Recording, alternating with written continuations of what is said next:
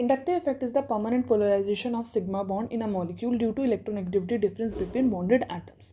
What does it mean? It means कि जब एक बॉन्ड हमारा प्रेजेंट होता है, उस बॉन्ड के को जोड़ने वाले दोनों एटम्स की इलेक्ट्रोनेगेटिविटी अलग है, तो यहाँ पर इलेक्ट्रोनेगेटिविटी डिफरेंस जनरेट हो जाता है. उस इलेक्ट्रोनेगेटिविटी डिफरेंस की वजह से चार्ज सेपरेशन जनरेट होता है और पोलराइजेशन हो जाता है. तो सपोज ए की इलेक्ट्रोनेगेटिविटी लेस है, बी की इलेक्ट्रोनेगेटिविटी ज़्यादा है, तो बी इस बॉन्ड के सारे इलेक्ट्रॉन्स को अपनी तरफ खींच लेगा और एक्वायर कर लेगा डेल्टा नेगेटिव चार्ज, और इसके इलेक्ट्रॉन दूसरे की तरफ चले गए तो एक्वायर कर लेगा डेल्टा पॉजिटिव चार्ज.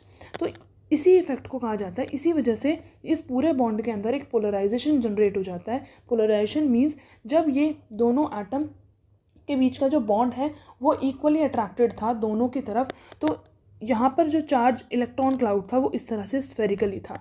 पर अब जब और यहाँ पर मैं दोनों एटम्स को बना देती हूँ और दोनों इलेक्ट्रॉन के बिल्कुल बीच में थे, ऐसे स्फेरिकल इलेक्ट्रॉन क्लाउड था.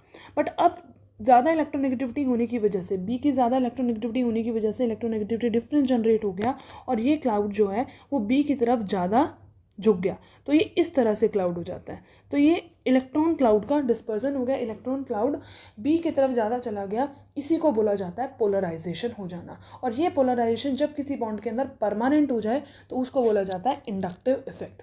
अब इंडक्टिव इफेक्ट को हम दो तरह से डिवाइड कर सकते हैं, plus I effect and minus I effect. Plus I effect वो सारे ग्रुप्स शो करते हैं जो इलेक्ट्रॉन डोनेटिंग होते हैं, जिनकी टेंडेंसी होती है कि वो अपने इलेक्ट्रॉन को दूसरे की तरफ डोनेट कर दें. For example all alkyl groups.